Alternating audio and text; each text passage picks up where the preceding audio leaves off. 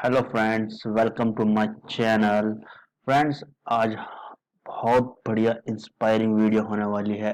आपके लिए लेकर आया हूं मैं ज़बरदस्त धमाकेदार वीडियो। अगर आप गूगल एडवर्ड इस्तेमाल करते हैं या फेसबुक एड इस्तेमाल करते हैं तो उसके लिए आपको इस वीडियो को पूरा देखना चाहिए।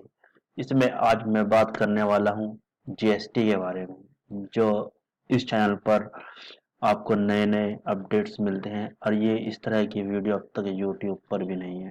आप जाकर चेक कर सकते हैं, क्योंकि मैं भी परेशान था।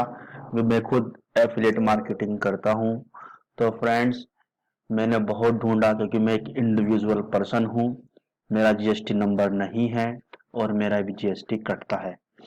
तो फ्रेंड्स, इस बात को आप जरूर जान लें कि अगर आप इंडिविजुअल पर्सन है, अनरजिस्टर्ड पर्सन है, तो आपकी भी जीएसटी कटती है और आपको जीएसटी वह वापस मिलने वाली नहीं है। बिल्कुल इस बात को जान लें। अगर आप रजिस्टर्ड पर्सन है, आपका ऑर्गेनाइजेशन है, जीएसटी नंबर आपके पास है, तो गूगल एड्स के अंदर जीएसटी का नंबर वह पूछता है, तो आपको वहां पर जीएसटी नंबर डालना पड़ता है और वहां पर आपको जीएसटी का बेनिफिट मिल सकता है। तो चाहिए, आइए चलते हैं इसी मुद्दे पर आज हम बात करते हैं।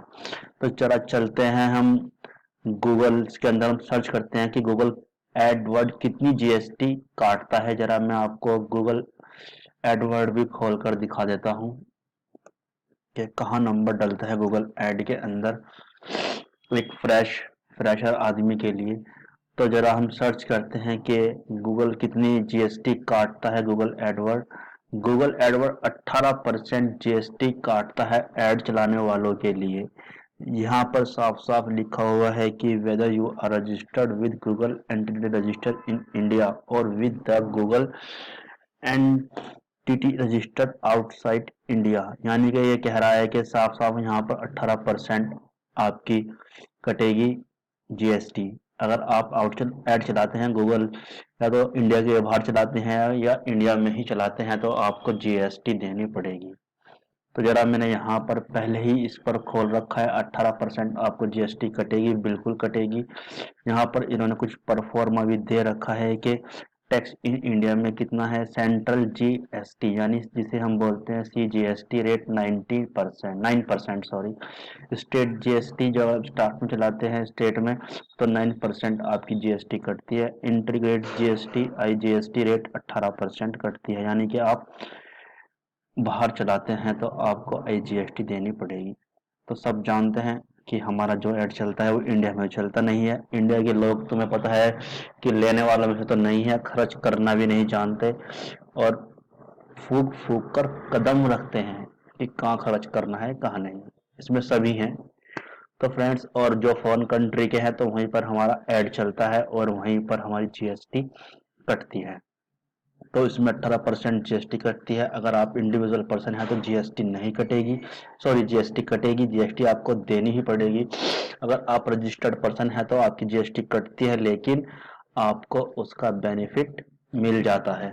आपकी जीएसटी जो है वो रिफंडेबल हो जाती है।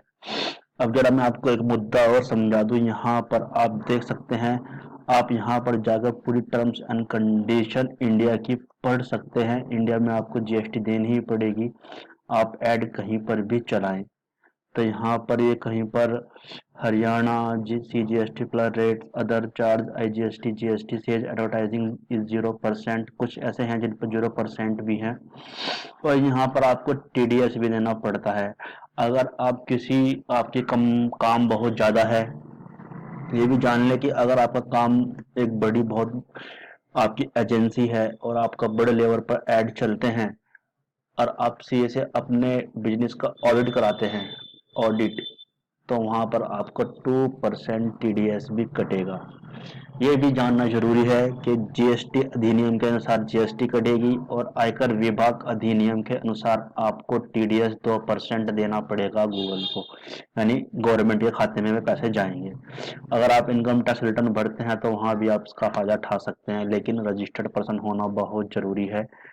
तो इसको अच्छे से जान लें। मैं कहीं हफ्ते तक परेशान रहा, पूरा छान मारा कि एक इंडिविजुअल पर्सन भी जीएसटी अपनी वापस ले सकता है, क्योंकि 3,000 पर 500 रुपए कट रहे हैं। 500 रुपए के अंदर कुछ क्लिक आते हैं, कुछ बेनिफिट भी हो ही जाता है, थोड़ा बहुत अच्छा खासा डाटा मिल जाता है 500 रुपए के अंदर। लेकिन वही 500 रुपए हम जीएसटी में दे रहे हैं इंडिविजुअल पर्सन होने के बाद।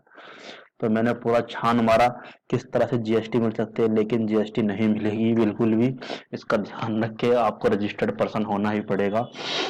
जरा यहाँ पर देख लें, आपको इसमें पैन कार्ड की जरूरत पड़ती है जीएसटी रजिस्ट्रेशन के लिए, और एक बैंक की पासबुक, या जिस आपका रेंट पे है तो रेंट का किराया देना पड़, रेंट बिल और बिजली का बिल आप दे सकते हैं, या फिर आप किरायानामा लगा सकते हैं इसके अंदर टीडी वो लेने के लिए जीएसटी नंबर। तो संपर्क करें। तो यहाँ पर देखिए ये दिखा रहा है कि आपका 2% जीएसटी कटेगा, नहीं सॉरी टीडीएस कटेगा।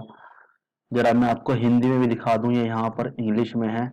कुछ यहाँ पर मैंने एक आर्टिकल निकाला है, यहाँ पर जिन्होंने कुछ एग्जाम्पल से समझाया है या है कि अगर apart of from the 18% GST require और paid Google ads, TDS 2% would also deducted TDS, यानी कि गूगल की इसमें टीडीएस भी देना पड़ेगा।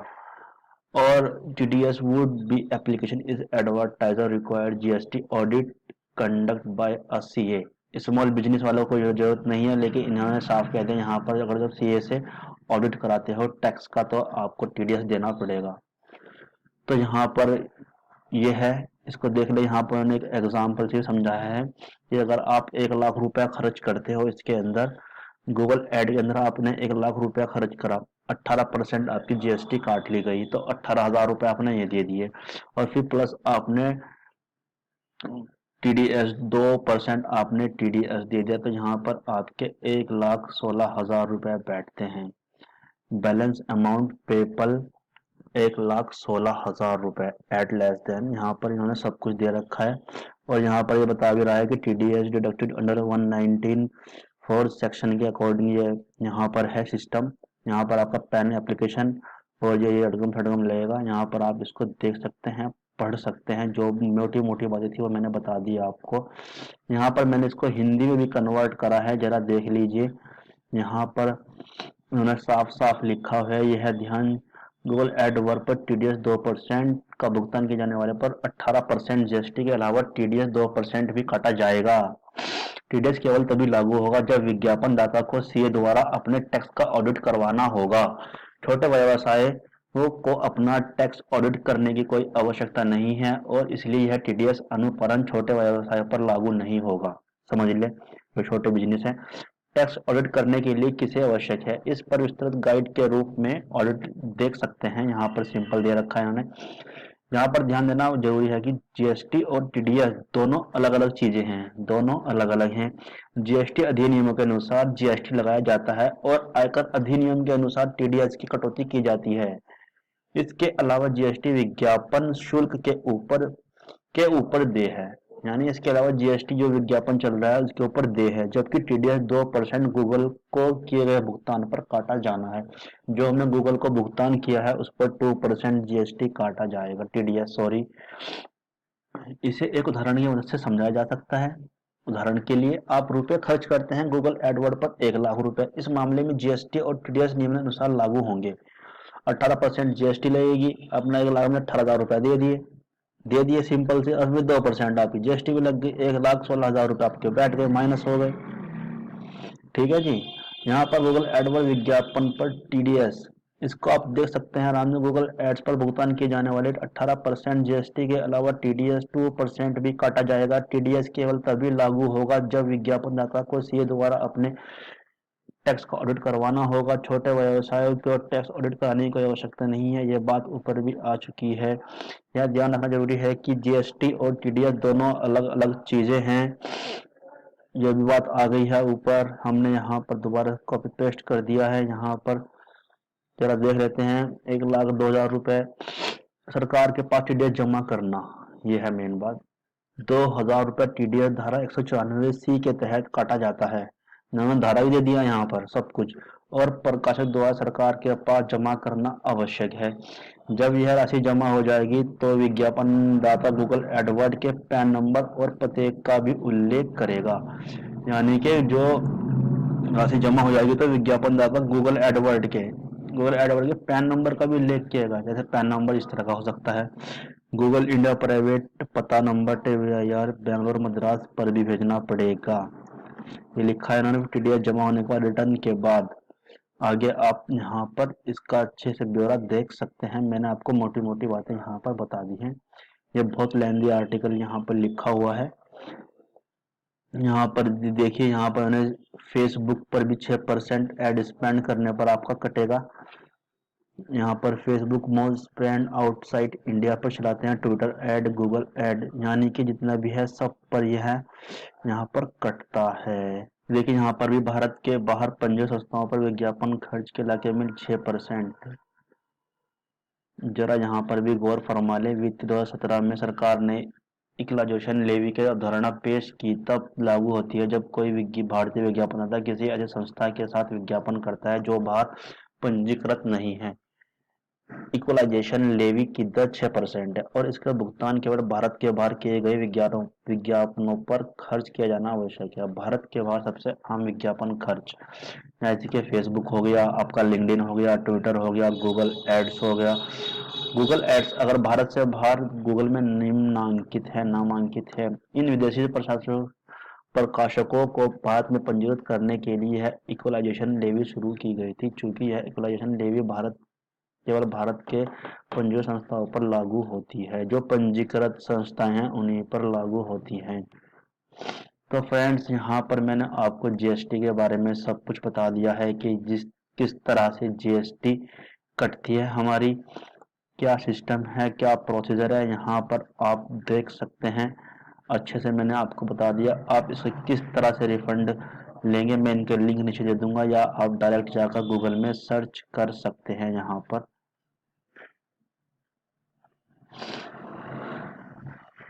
तो फ्रेंड्स, बात तो हो गई अभी इसकी कि जीएसटी कितनी कटती है। अब इसे क्लेम किस तरह से करनी है, जरा क्लेम भी देख लेते हैं। Condition of for claiming input tax credit under GST. Claim करने के लिए आपके पास क्या क्या होना चाहिए। Only registered person would be able to claim the benefit of input tax credit of GST. क्या कहा, साफ साफ लिख दिया उन्होंने बिल्कुल कि ओनली रजिस्टर्ड पर्सन ही इसका बेनिफिट उठा सकता है, वही क्लेम यहाँ पर कर सकता है। बिल्कुल। Moreover registered person would be eligible claim input tax credit, यानी कि जो रजिस्टर्ड पर्सन ही है वो ही उसका इनपुट ले सकता है। Fulfilment of following the condition.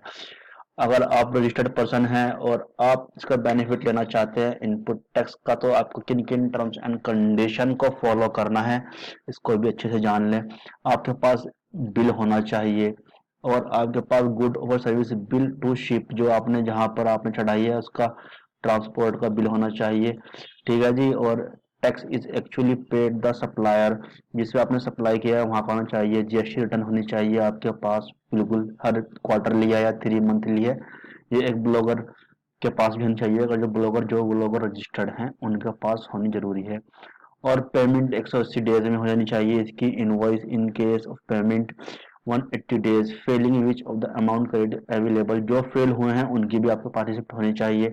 Output tax liability along the interest, however once the amount paid received और entitled to avail credit again in case the part payment has been made proprietor credit would be allowed.